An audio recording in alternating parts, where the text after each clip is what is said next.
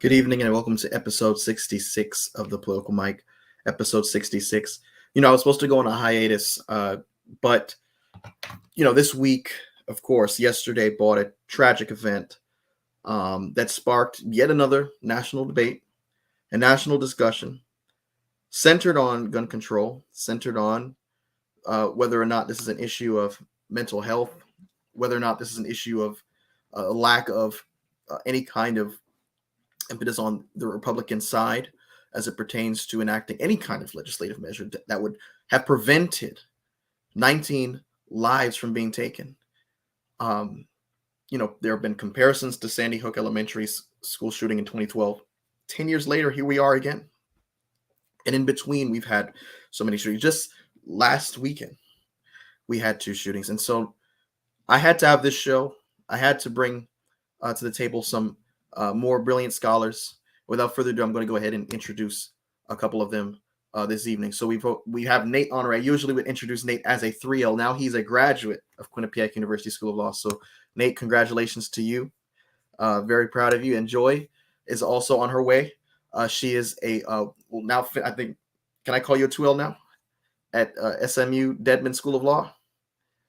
Yep, she's a 2L now at Dedman School of Law in Dallas, Texas. She's also a recent graduate of Oakland University, where she earned her bachelor's in political science with a minor in Black World Studies.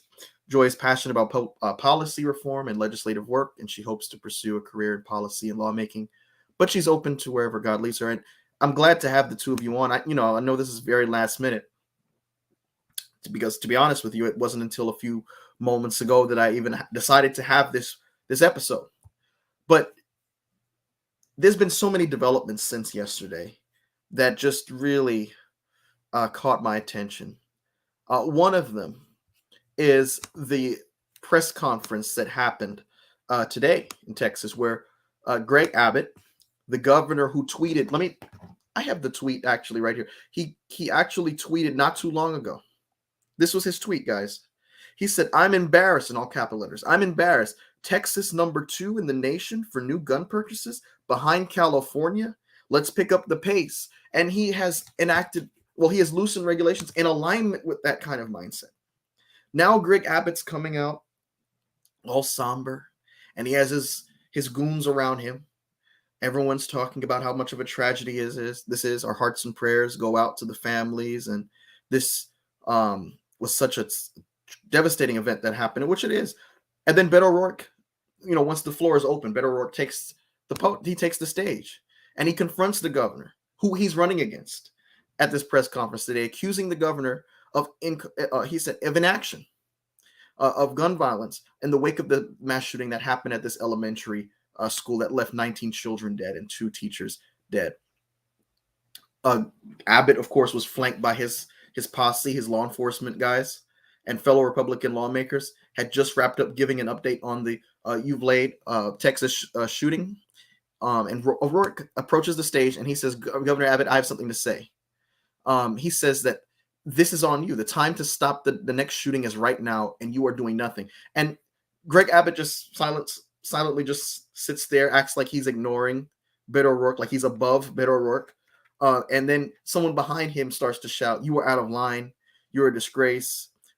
Starts to, act nasty. Like, it really reminded me of Trump and his rallies. If you don't like what they're saying, if you don't get them out, kick them out quick. And I'm thinking, if you were that confident in the way you're handling this situation, wouldn't you welcome any kind of criticism so that you can rebut it, so that folks watching the news conference can have more confidence in your ability to lead, at least for the sake of, forget politics, but for the sake of knowing that there's a steady hand at the wheel at a tragedy like this? It just makes sense to me. I want to get your thoughts on that. Anybody?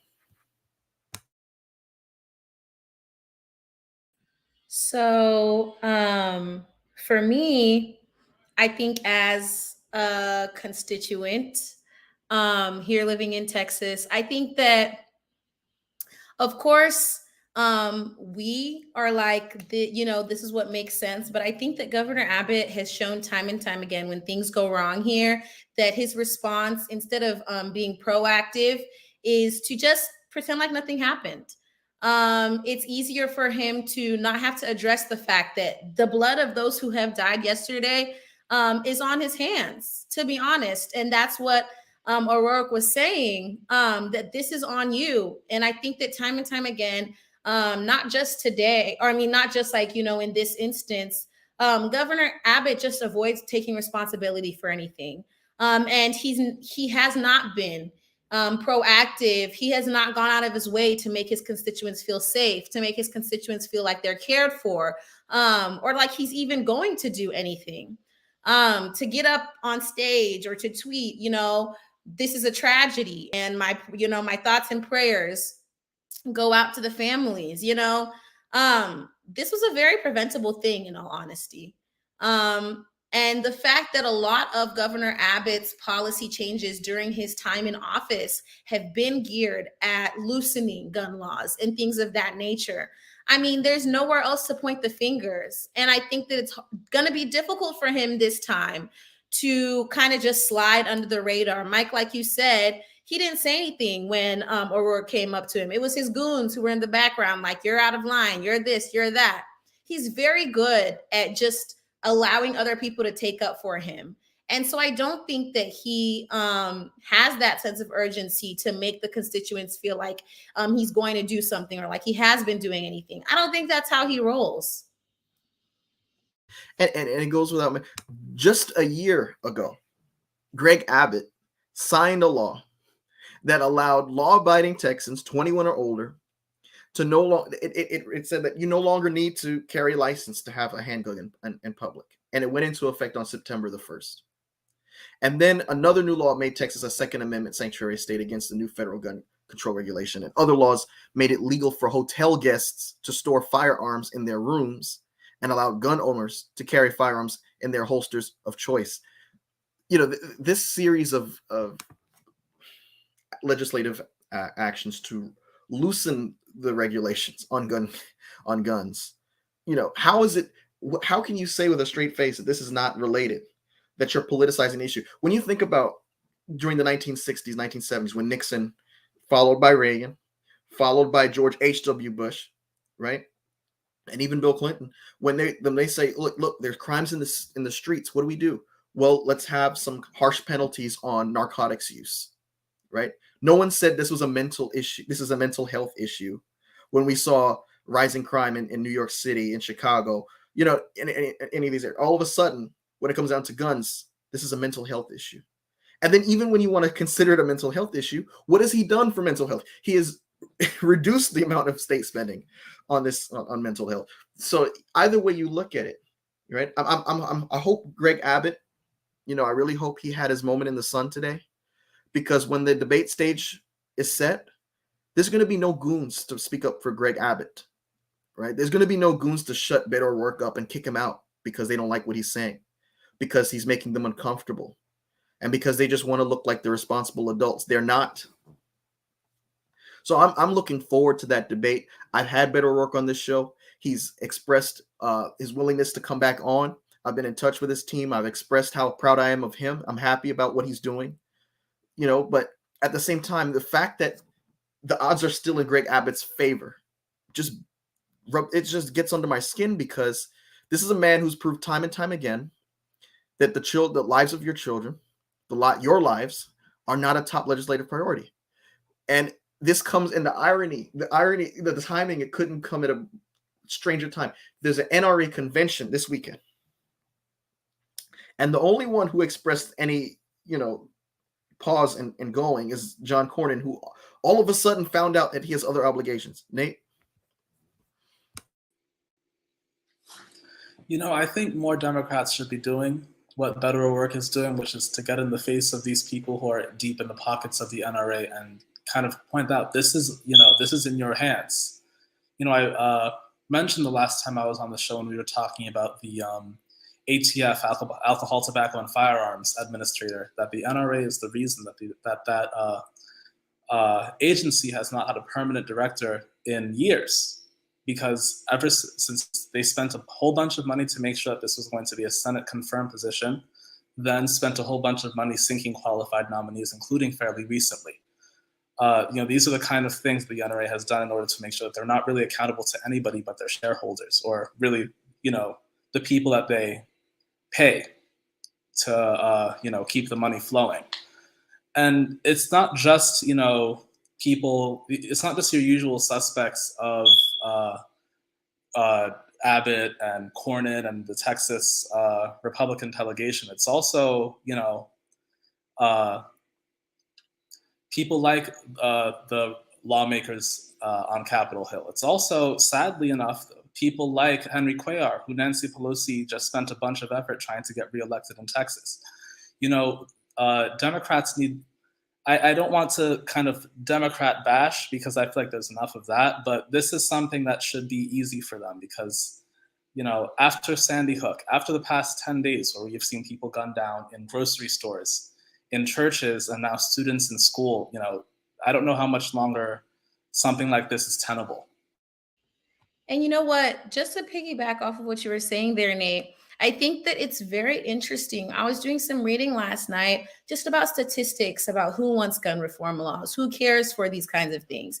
And there was a statistic that said somewhere around 80%, somewhere in there, of even NRA members themselves are not opposed to these to background checks. They're not opposed to stricter gun laws. And so to me, I think that it's very blatant that this is not about safety anymore. This is not about legislation. This is not about difficulty of passing legislation. This is very much about money. That's very much all it is. And, with the NRA, I'm sure that there's like 12 people who are controlling, what it is that's happening on a larger scheme, because a lot of Americans are not against gun reform. And the conversation it's not even being allowed to be had at this point, if that makes sense. There's filibusters going on. People don't even want to talk about it. And to me, that highlights that there's a bigger issue. There's a deeper issue than just like, constituents not wanting gun reforms, constituents not wanting stricter laws. It's definitely like, this is very clear that this is about the money. It's not about our lives. It's not about good legislation. This is very much about money. Yeah. And I made a mistake, but it's not just John Cornyn, but you also have Dan Crenshaw saying he's going to back out. But why did it have to take this? We saw the potential for something like this 10 years ago. We saw, year after year, mass shooting after mass shooting, and all of a sudden now there's a little uneasiness. All of a sudden, everyone's saying, don't politicize it, don't talk about it, don't talk about the solution, don't talk about gun control. Let's just mourn. Let's just grieve. Let's just come together. Let's just, whatever the justification is. And then the question is, okay, so how long until we can talk about the solution to this issue? Because when we do talk about the solution to the issue, you have no interest then either, right? And so are we going to allow these people to continue to try to portray, and let's be clear, this is not both sides. I've seen ministers in Christendom. I've seen people who want to use this both sides stuff to appear like they're not beholden to any one side. That's not making you look intelligent, guys. There's one side that has ardently taken a position and dug its heels in terms of its position on gun control, and that is the grand old party, the Republican Party. They have no interest in preserving the lives of your children. And the longer you pretend that this is a both sides game, the longer this continues. And we need to shed spotlight on that. It's just frustrating to me because you had Steve Scalise, who was at a baseball game 4 years ago or 5 years ago with other Republicans, was literally on, life. He was in a critical condition in the hospital. He comes out of that life-changing experience, and what does he do? He says it's not gun control that would have prevented it. It's mental health. It's like, you literally could have died, And so, a friend of mine was talking, what if it was their kids on the line? Would they finally change? I don't even think they would, to be honest with you. If it was their own kids, I still think they would be too beholden to the NRA to move a finger. But, it's interesting. Trump announced he's going to be in attendance at the convention this week. According to spokespeople for Cornyn and Dan Crenshaw, Both of them bowed out due to an unexpected change in their schedule. And Crenshaw will miss the event because he will still be at a trip to Ukraine. Convenient.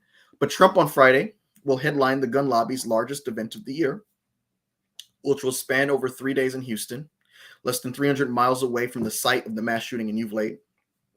And although its influence has waned in recent years amid corruption scandals that have sapped its finances, the NRA has long been the nation's highest profile group backing gun rights and opposing legislation that would restrict access to firearms. Trump, for his part, addressed the NRA convention as president during his tenure. The event comes, at a very bad time.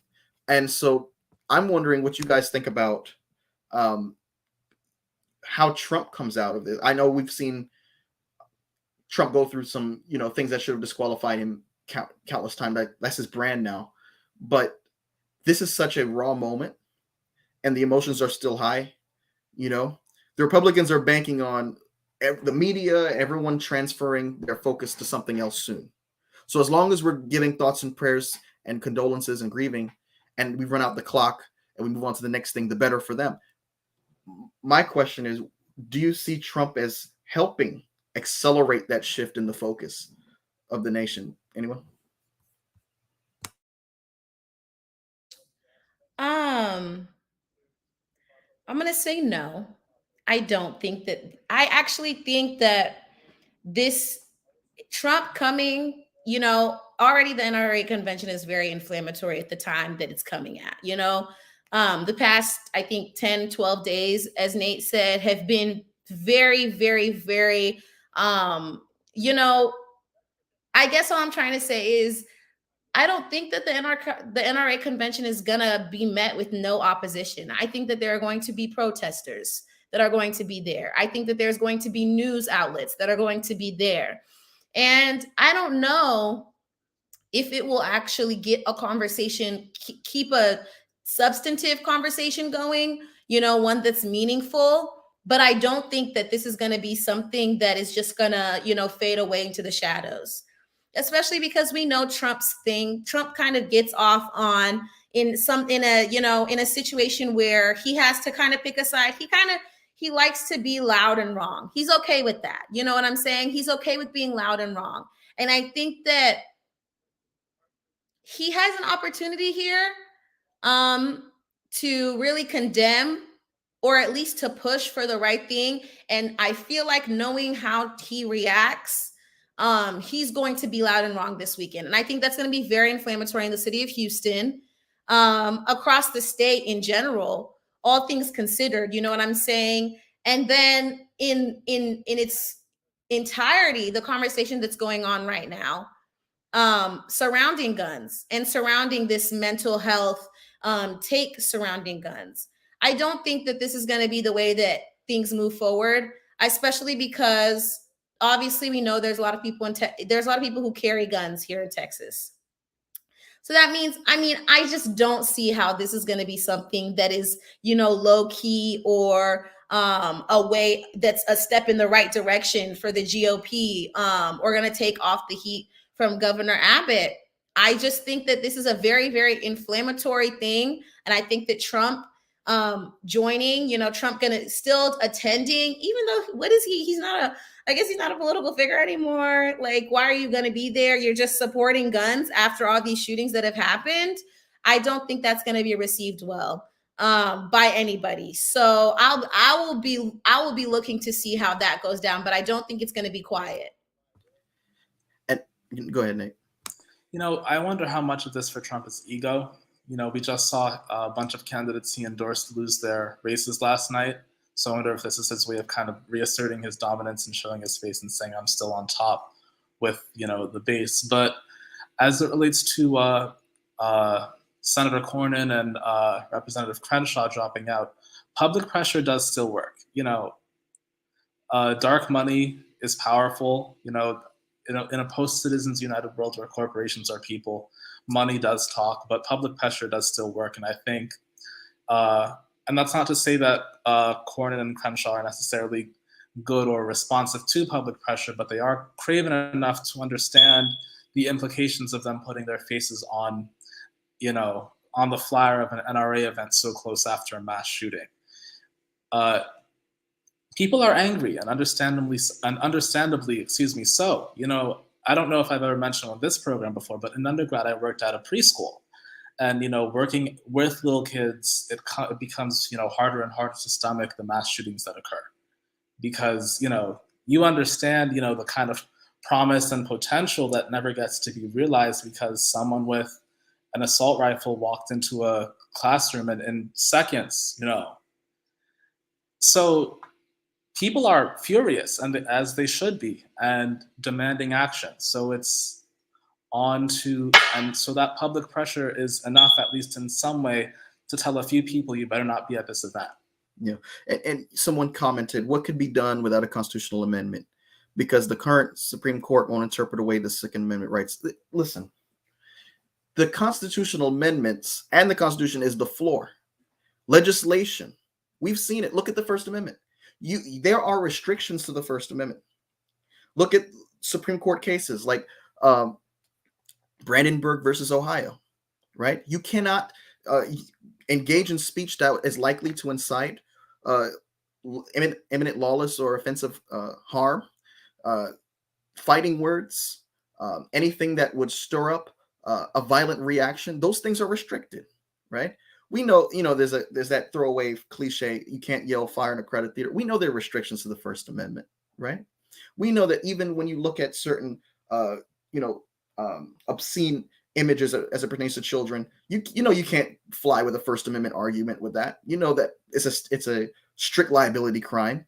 So why are we playing this game that we can't do anything? We're so powerless because the Supreme Court cannot legislate. They can just interpret the Constitution and say, okay, is it in alignment with whatever law that we need passed? And the Second Amendment says a well-regulated militia, being necessary to the security of a free state, the right of the people to keep and bear arms shall not be infringed.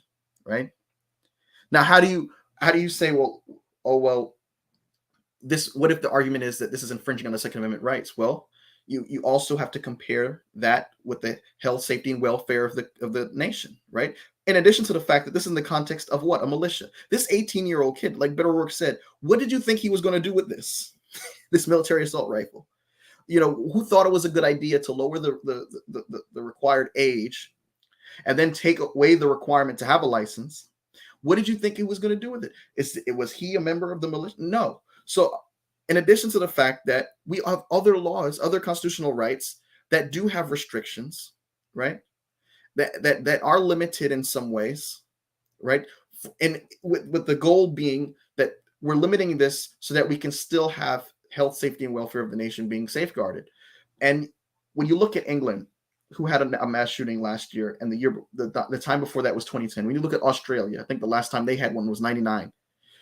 We're the only country that has decided to consent to the mass murdering of Americans and churches and grocery stores and now schools. We're the only one that made the conscious decision that we're going to live with this. And every time these Republicans want to change the topic and throw their hands in the air and cut you off and overpower you with their loud voices, that's doing nothing to take away the fact that they're guilty. They own this. Mitch McConnell owns what happened. Ted Cruz owns what happened, right? All these people who refuse to move and refuse to do something, and these Democrats who think it's cute to kind of be that in-between person to kind of move slowly, you're not doing anything to help anyone. Manchin and Sinema. I don't care how many conservatives praise you on Fox News. You're not doing anything to help anyone.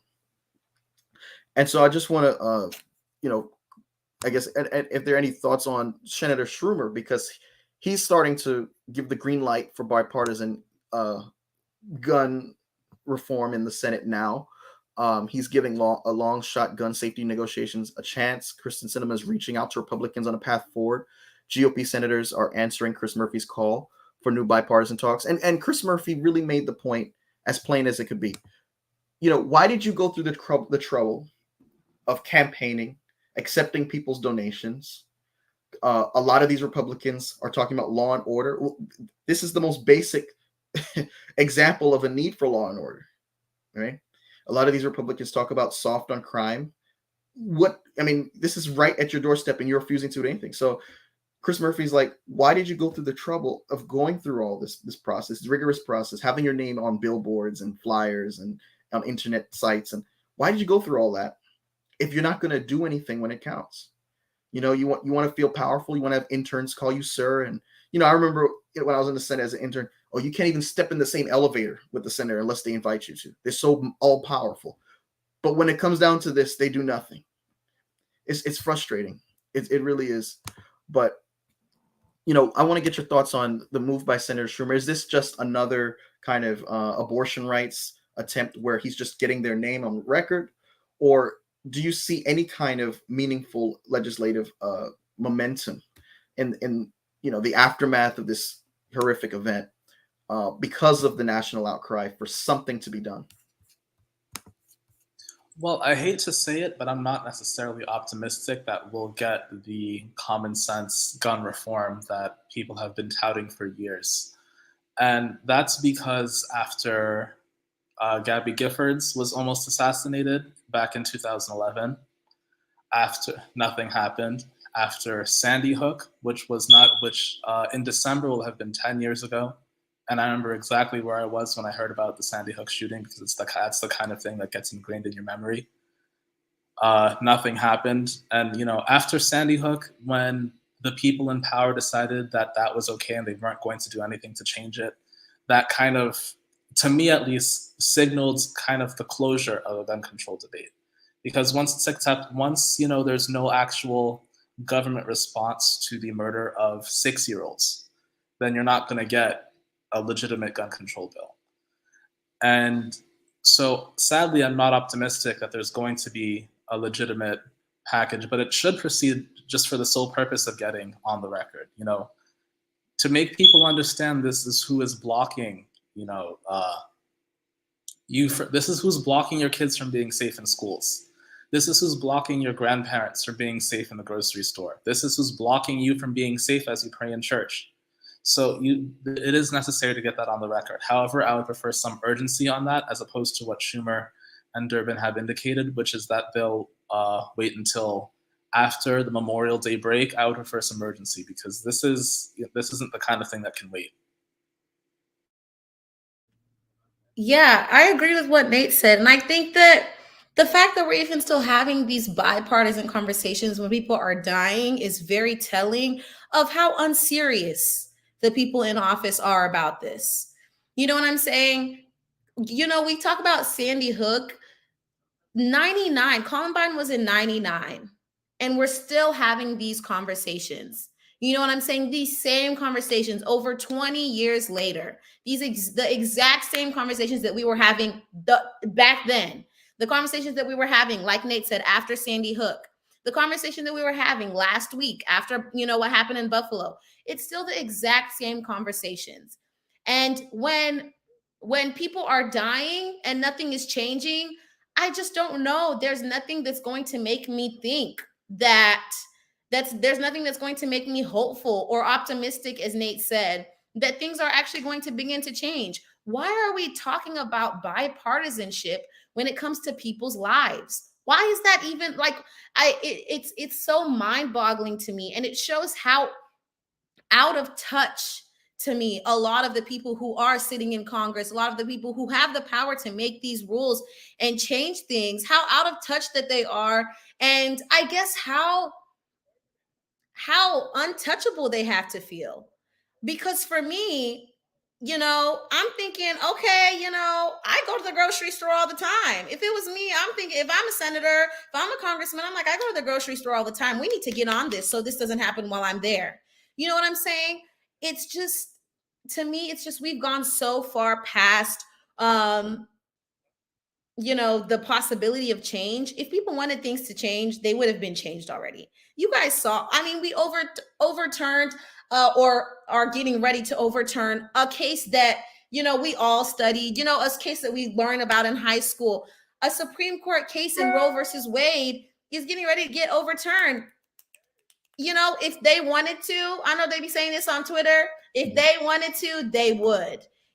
This is no longer about bipartisanship.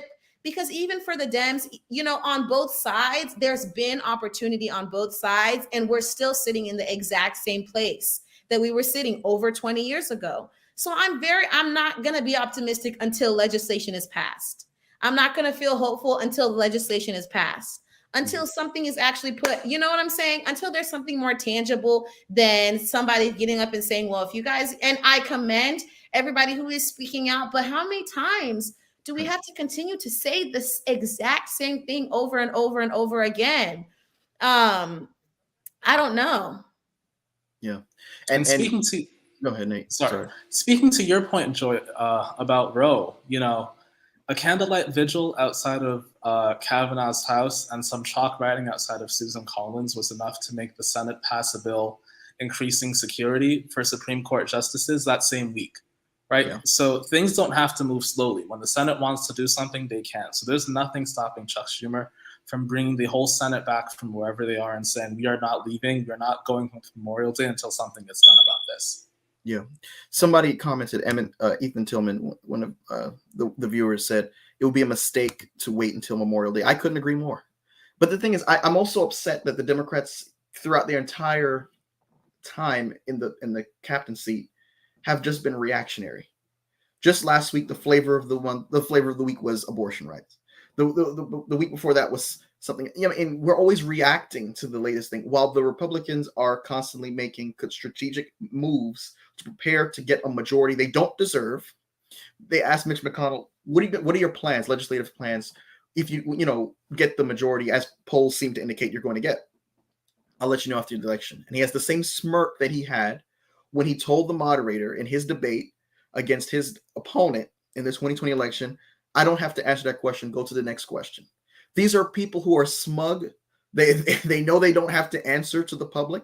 They feel as if their job is just the most secure in the country. And I don't understand why, because they haven't done anything with it, right? They haven't done anything in your interests with it. And so it's easy to get mad at these people, but I'm more mad at the people putting them in these positions. You know, what more do you have to see from these folks to let you know they're not in it? They couldn't care less about your interests, right? And you're subscribing to these throwaway lines that have been concocted in the back rooms and the back halls of Congress to whip you up into a frenzy, to ensure their job security, while your health and your safety is on the line. And they couldn't care less. And it's amazing to me. But what's also interesting is that Wednesday, today, Senator Schumer told his top deputy Senate Majority Whip, Dick Durbin of Illinois, that he was going to give Senator Murphy and Senator Sinema and other deal-seeking Democrats some space to test the waters with Republicans one last time. Senator Durbin said it's the only approach that will result in law. I want to get your thoughts on that. You know, the idea of delegating the negotiating authority to Senator Chris Murphy, who made this his pet project, getting gun control legislation, and Senator Sinema, who's been a thorn in Biden's side for the past 2 years. Is it wise, or is it likely that this is the best way to see some kind of results? Well, I'm not sure Senator Sinema should be anywhere near the deal-making process, to be very honest with you. As far as it relates to Senator Murphy, however, he is from Connecticut. You know, Sandy Hook was in his own backyard. That was part of his. That was, if I remember correctly, that was shortly after he was first elected to the Senate, but when Sandy Hook took place. So I understand the passion with him to ensure that there is a tangible gun control deal. But there needs to be an urgency not just from members of the caucus, but the same urgency from the leadership themselves, right? And while I do respect everything that Chuck Schumer has acknowledged, it's moments like this that make me wonder if he really is the best choice to be leading the Senate Democratic caucus, because there's a level of urgency that's necessary for a moment like this that Schumer has never shown he possesses. Yeah, and I think honestly, Mike, you summed it up when you said he's giving them one more time, or he's giving them a time again, or you know what I'm saying? I'm like, okay, so obviously we've been here, y'all haven't been able to get it done. And what are you going to do? What are you going to do different? Go talk to them again? You guys are going to go out for drinks, go out and have coffee. You know what I'm saying? There, like Nathan was saying, there has to be a sense of urgency. And you guys being like, okay, you guys know what? What we're going to go do is talk to these people who have shut us down every single time that we've gone to talk to them before. That's insanity. You know what I'm saying? There has to be a new approach. Something has to change. Obviously, you guys, and I don't know why the Dems always feel like they have to be playing Mr. Nice Guy, Mr. Well, let's just talk to them about it. It's not working. You know what I'm saying? And it's not going to work. We know how the GOP operates. It's not going to work. So I'm just like, meh. I'm like, okay, unimpressed. Yeah. It makes me think of Lyndon Johnson's statement. What he said, basically, what the heck is the presidency for if not to do something meaningful, something big?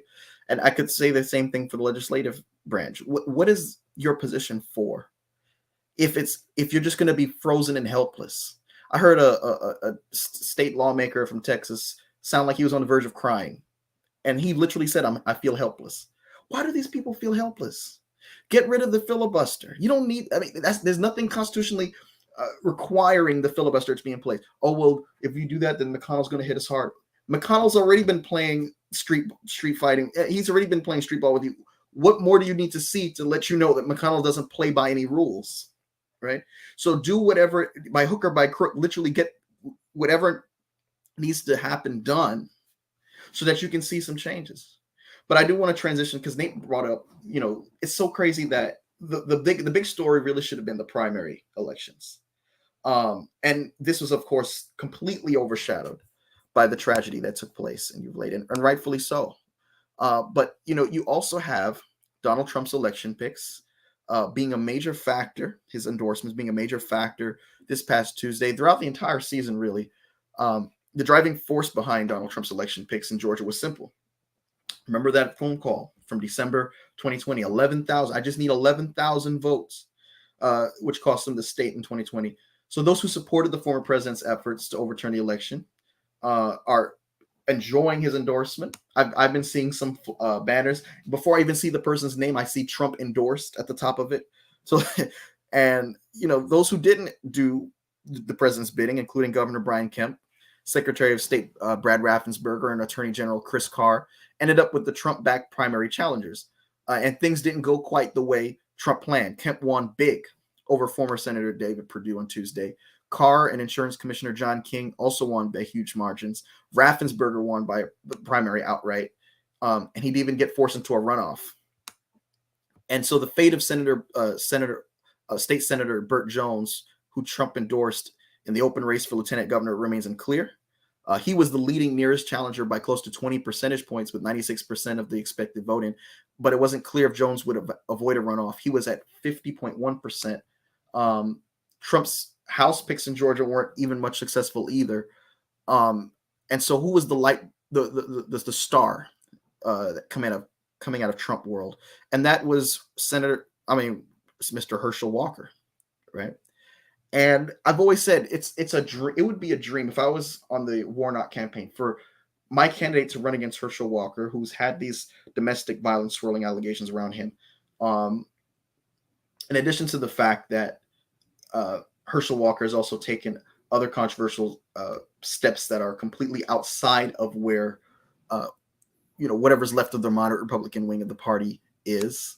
In Alabama, Mo Brooks seems to be way behind his challenger, who he's in a runoff with, Katie Britt.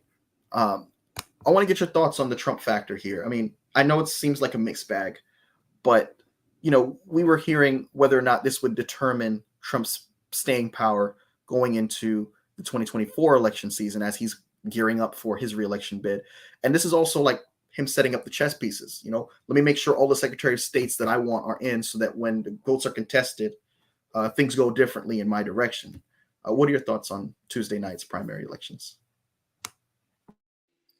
Well, in Georgia, I think it shows that even though Trump's policies are still the be-all, end-all of GOP policy, Trump himself is not necessarily that be-all, end-all. To have the governor and Secretary of State so openly clash with a president of their party and not suffer any kind of reprisal for it in their primaries when that leader of their party is backing challenges against them is kind of a big deal, especially when we've seen Trump's endorsement have such a huge outcome on other races. So I guess in Georgia, things are a little different because of the very public pressure that Trump placed on them. But maybe it's not like, yay, Trump's candidate's lost, and that means Trump has no power, because we're still talking about Brian Kemp, the guy who oversaw his own campaign for governor 4 years ago when he was running against Stacey Abrams, so he will run against in November. So we've still got Brad Raffensperger, who is a master at voter suppression in his own right. So we are seeing even Trump rejecting candidates for not being Trumpy enough when they're still very in line with what the GOP is pushing these days. So it's I guess good for the independence of certain statewide things, and there's a level of influence of a federal figure. There's only so much influence a federal figure can have in a statewide election. But so as far as as the GOP's independence from Trump, maybe that's starting to manifest, but they're still walking in lockstep with him, so there can't be that much independence.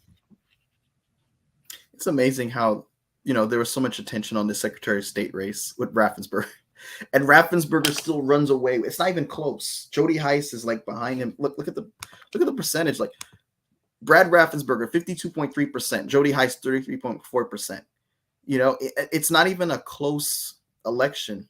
And the only thing people know about Raffensperger is this guy stood up to Trump, and they put him in by overwhelming margin. So the notion that the Republican Party can't do away with Trump, like Lindsey Graham said, we have no future in the party if we don't have Donald Trump there.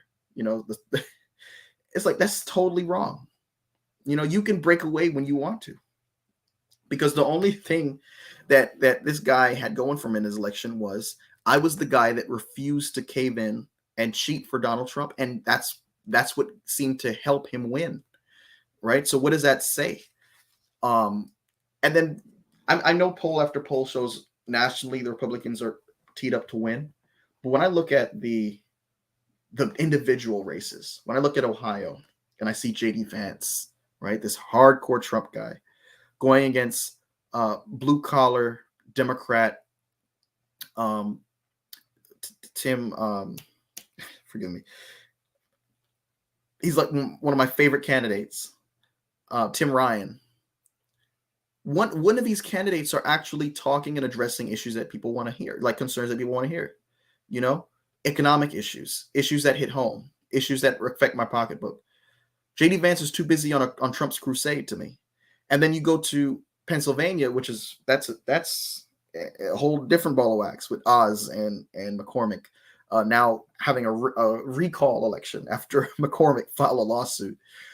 It's like, these people individually, I don't see Oz, I don't see J.D. Vance, I don't see Herschel Walker as strong candidates, in this election cycle, particularly when the flavor of the election seems to be who is competent enough to address inflation, who's competent enough to address the crisis in Ukraine, and now who's competent enough to make sure that my kid who's being sent to elementary school comes back in one piece.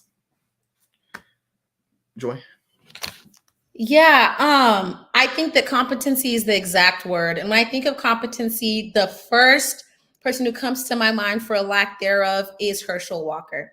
And I think that that's kind of the divide right now. I think that people are over Trump because, they're like, yeah, we need somebody who's competent in office. We need somebody who's demonstrated, what I'm saying, that they can do things and that they will do things and that they know how to do things. You know what I'm saying? They know how to get things done. I think that because of the climate that our country is in right now, economically, what's going on in Ukraine, I think that a lot of people are kind of getting above just like I'm a Trump supporter, so I'm going to stay a Trump supporter. I'm a Republican. I'm a Democrat.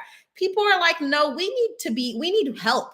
We need rescuing. We need somebody who's going to get in office and actually make changes, because the road that we're headed down right now, gas being predicted to be $6 a gallon in a month. Like groceries are crazy expensive right now. It's like people are like, at the end of the day, we're in a recession. Like people need somebody who they feel like is going to get in office, is going to get in their local office, their state office, into wherever they vote them, and somebody who's going to be able to do the things that they say that they're going to do. And that's why I think it comes down to competency. Whoever people feel is more competent. I think that running on a Trump Foundation platform is probably a disservice to a lot of Republican candidates right now, because of how many Republican voters are anti-Trump. I think that it's hurting them a lot more than they think that it is helping them. And so I just think that competency right now is what people need, is what people know that they need, because people are struggling. You know what I'm saying? This is not the same as when we were, previous elections. We've been a little bit more comfortable in the past few years or so. This is very much, I think people understand that these primary elections are very much do or die right now. And we need people who are going to be able to make actual tangible change that I can feel in my everyday life. Yeah. And what's interesting is I know the history. I know that typically the opposing party, after a new president is, brought into office, inaugurated into office, I know that the opposing party wins majorities in the Congress. But, people are reactionary, and we're in a, multi-crisis environment right now. And when people go to the polls, they're not voting who's going to help me get back Trump in there. Like Trump, they may love him, but at the end of the day, it's their family and their kids at the top of their agenda, right? So who is addressing the concerns of my family right now? And so when I'm looking at the individual races, I understand. I know Alabama is likely to go Republican, right? I know William Boyd's a great candidate. He came to Oakwood University, nice guy. And I know it's Alabama at the end of the day. And Alabama, all around doesn't look like Huntsville. I know that. But at the end of the day, when I'm looking nationwide, I wouldn't be 100% confident if I was a Republican, that it's just going to be like shooting fish in barrel. Like it's going to be, a given, right? In the Senate, at least. So what's also interesting is that, in Pennsylvania, before I get to Pennsylvania, still in Georgia, Stacey Abrams in a speech said, "I will say this, I've listened to Republicans for the last 6 months attack me, but they've done nothing to attack the challenges facing Georgia. They've done nothing to articulate their plans for the future of Georgia." And she says this in response to the fact that David Perdue accused Stacey Abrams of demeaning her race. He said that she was someone who is not helping the Black farmers, is not someone who is doing anything in terms of policies she's proposing to help minorities in Georgia. And that, of course, was in response to Stacey Abrams saying Georgia is not the best state to live. We're not the best state to live. When, she said, let me contextualize, because she says, I know I'm going to get, a lot of attacks for this comment. And she says, we're not number one when we have dismal rankings for mental health access and attorney mortality. That's not the number one place to live. And so I want to get your thoughts on Stacey Abrams' comments. Do you think it was out of line for her to, or I guess unwise or shot in the foot for her to say, Georgia's not number one to live because we've had huge mass incarcerations. We have high mortality, mortality rates, lack of access to mental health resources. And, do you think that was something that was diametrically opposed to her own political interests? Well, sometimes you just have to tell it like it is, and that's what she was doing. Now, I will say every time David Perdue makes a super racist comment in an election, it's an election that he normally loses, right? Like we all remember him pretending he didn't know how to pronounce Kamala Harris's name and then losing the runoff right after. So, if I'm his opponent and he says something super racist, I'm not going to sweat it, a lot, because it's a sign of where things are going.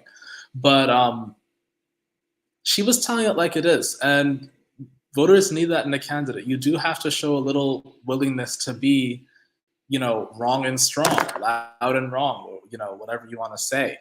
And Stacey Abrams has carved herself as someone who just wants to, do things that are the best for Georgia. And as far as Purdue's comments about, what Stacey Abrams is doing, Stacey Abrams left public office in 2019 after she stepped down from her post as a state minority leader to run for governor. David Perdue was in office until 2021. What was he doing for Black farmers? So, there's only so much that someone who's not actually in office can do as opposed to someone who's in office. At least that's what people keep saying. And I hear someone saying Stacey may win. This is the thing.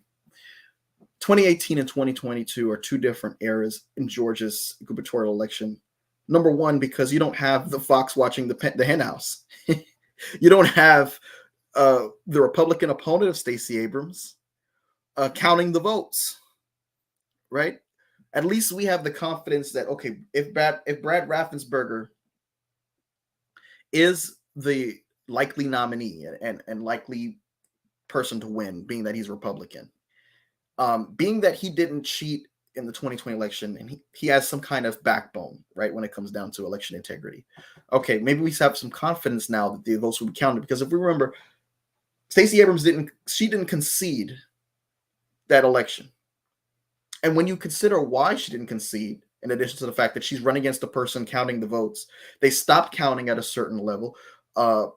And it was just such a sketchy thing to have the person counting the votes decide to stop counting, after a while. And now we're in a situation where it looks like it's going to be a rematch, of course.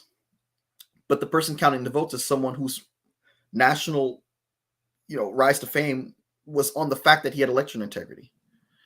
Someone said a hostile occupying force has seized the U.S. government and turned it into a democracy. We need some patriotic generals to lead a team.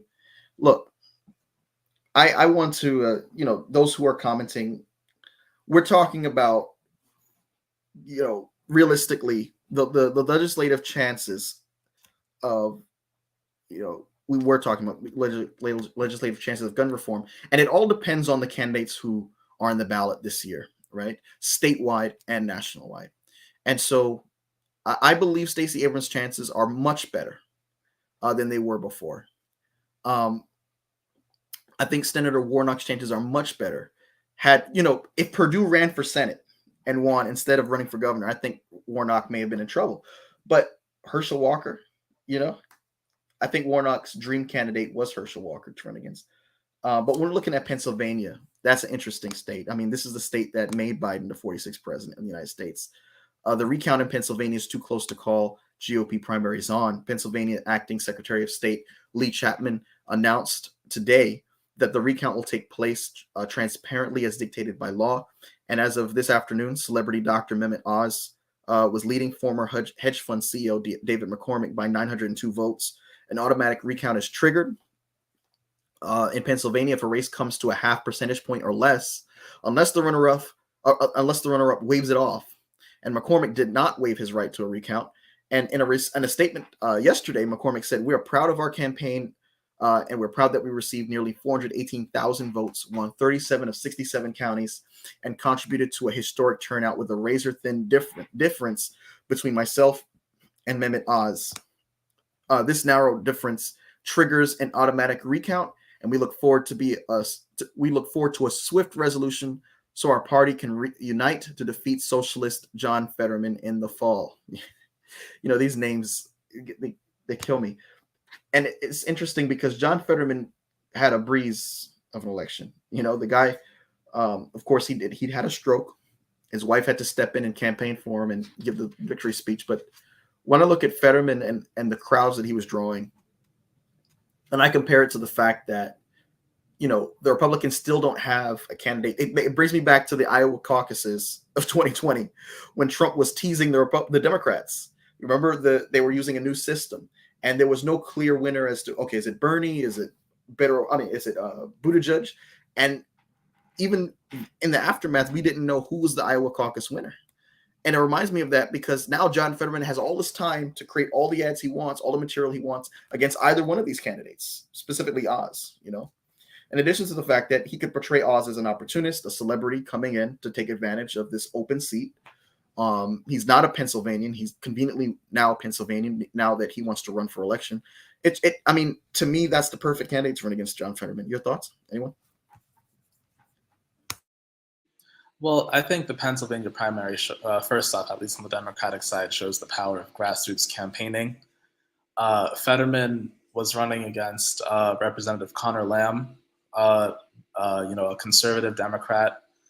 And Lamb's position or his appeal was, I'm the only guy who can win statewide because Fetterman is too radical for Pennsylvania. I'm much more middle of the road. But that's an argument that failed with voters for two reasons. Number one, Fetterman was the guy in statewide office. He's currently lieutenant governor of Pennsylvania. And number two, Democratic voters just watched Republican light senators sink the Biden agenda in the Senate. And, do we really need to elect another one when we're talking about the only way we can get our goals passed is to expand our majority? So it's not really an argument that worked. And Lamb had, certain Democratic figures on his side. He had the super PACs on his side, but Fetterman was the guy who was going door to door and talking to people. And it also expresses the importance of being angry as a candidate, because Fetterman is not thrilled about the way things are going, and he's very willing to let you know that. We need more of that from our political leaders, and understanding, I understand that you're angry because things aren't going great. And I'm angry for you too, and I want to fix it for you, and that's why you should vote for me. As opposed to kind of this focus groups nonsense that leadership is currently pushing out. So I'm very thrilled that Fetterman is the nominee. As on the Republican side, this has also kind of opened up another little civil war in the party, because a lot of Pennsylvania Republicans are very upset about the fact that Trump endorsed Dr. Oz over Dave McCormick, especially because Dr. Oz doesn't actually live in Pennsylvania.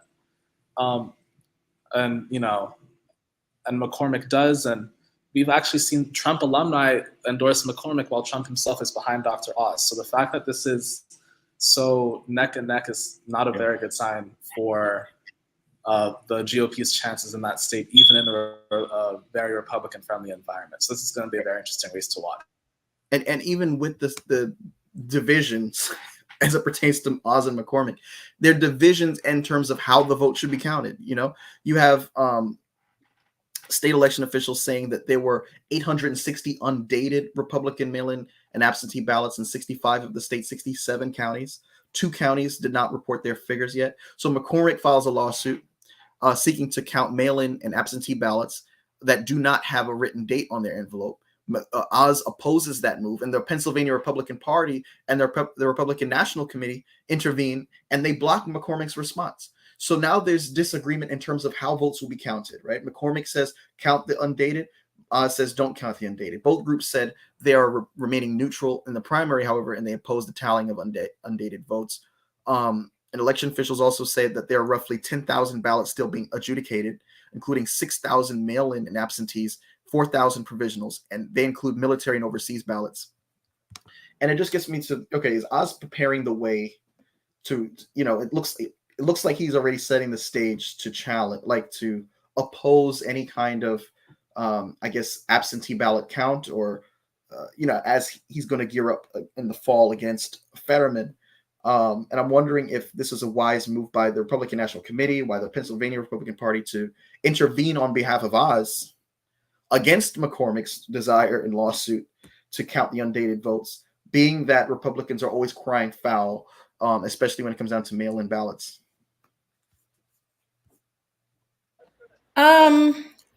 I feel like I think it's a very interesting position for them to be in, because like you said, they are already they're already been crying out about mail-in ballots and absentee ballots and things like that. I guess here for me, what makes it a little bit difficult is that with Oz and then Trump, it seems like it's getting away from the political realm. It's starting to get away from a political understanding. And so when you have two just like celebrities essentially, whose party at least is calling for, and obviously when it comes to mail-in ballots and absentee ballots, these are things that really shape our elections, shape who can vote, and we have the right to vote. I don't know. I think it's a really weird place for them to be in. And I think it just goes to show that it's not about, everybody having access to vote or making sure that the fair votes are counted. And I think that this is a moment that is exposing that for them. But I don't know. I think that it's a very interesting place for the Republican Party to be, especially like you said, with a little bit of a divide there within the party. I don't know how they would come out of that with two different, kind of ideas on what to do, and then be able to come out from that and then be able to reconvene after and just move forward. I don't know. Yeah. There seems to be a theme in this whole process so far, and that is all of the Democratic contenders who become the nominee end up, it seems like they're running against their dream candidate. Stacey Abrams running against her old nemesis, Kemp. You have, Warnock running against Herschel Walker. You've got Tim Ryan running against J.D. Vance. You've got in Pennsylvania for the governor race, right? You have the Democratic candidate, Josh Shapiro, running against a man who his campaign was actually already coming up with crafting ads against the Republican nominee for governor now, who was very Trumpian, Mastriano. It seems like everyone who is a Democrat is running against the candidate of their choice for the most part. And someone said, I see President Biden ending up with a slimmer Congress and a bigger Senate. At this point, I would actually say that's very, very, realistic. Of course, anything could happen, but looking at the candidates that are being put forward to challenge these folks, like McCormick would really be the most, challenging candidate to run against for Fetterman. And it looks like he's behind. He's trying to sue his way into the position. And the Republican Party itself seems to be ruling against him. Nate, any last comments? Just that as it relates to, Pennsylvania, even like with Attorney General Shapiro, who's the nominee for governor, there are Republicans saying that they will organize to vote for him or just sit out the election because they don't like Mastriano. So, watching these little fissures is interesting, but I'm not necessarily putting stock in the idea that the GOP is past Trump, because there is the very, likely reality that a strong enough performance is the catalyst for Trump to say, I am, I'm running this back. Yeah. But, things might look bad for Democrats now, but that doesn't have to be the rule. That doesn't have to be the assumption. There are things the Democrats can do that strengthen the environment for them. And it's not going to be an easy road, but it is a doable road. Yeah. And so as we're ending, I'm not saying the crazies can't win, guys. We've seen everything happen. We've seen Donald Trump become president of the United States. We've seen Roy Moore come close. If it wasn't for allegation after allegation, that man would have been a senator instead of Doug Jones. We've seen so many things. But at the same time, I'm just saying, if I were on any of these folks' campaigns, this is the candidate I would run against. That's all I'm saying. But with that being said, Joy Vendura, Nate Honore, I am so grateful for the time that you spent with me on this show. I really enjoy picking your brains. And this, it's just three of us. This felt like one of the most substantive discussions I've had on this program. So I'm thankful to both of you. I wish you both the luck in your endeavors. With that being said, thank you guys for tuning in, for engaging, for commenting, for sharing, for tuning in on a weekly basis. And I just want to continue to encourage you to tune into reputable sources of news and information, and even challenge those reputable sources against other reputable sources to get a better picture of what's going on around you in your state, in your country, in the world. And please vote. Please participate in the legislative process. All the discussions, all the political analytics mean nothing if you don't participate and exercise the one currency you have that matters, and that is your vote. With that being said, thank you guys so much for tuning in once again. And this was episode 66 of the Political Mic. Thank you guys so much. With that being said, I'm going to go ahead and conclude episode 66. Episode 66 of the Political Mic. Thank you guys so much.